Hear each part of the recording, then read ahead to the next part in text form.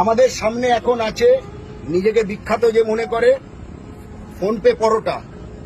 সে পাটুলির বুকে দাঁড়িয়ে বলেছিল পাটুলির খাবার অত্যন্ত জঘন্য, পাটুলির খাবার মুখে দেওয়া যায় না, উনি জীবনে এরকম খাবার কোনোদিন খান না। আজকে ওনার আত্ম উপলব্ধি হয়েছে উনি অন্যায় করেছে।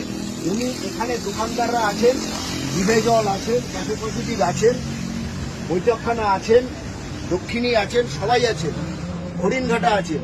সবার সামনে হাত জোর করে উনি নিজের ইচ্ছায় স্বেচ্ছায় উনি বলবে উনি অন্যায় করেছেন আর ঠিক করেছেন। অরুণবাবু এবার আপনি বলবেন। হ্যাঁ, যদি কোনো খারাপ কমেন্ট করে থাকি ভালোভাবে একটু যদি কোনো খারাপ কমেন্ট করে থাকি সরি সব দোকানদারের কাছে। আমি এরকম কমেন্ট আমার কোথাকার দোকানদারদের জন্য আপনি এই কমেন্টটা করছেন?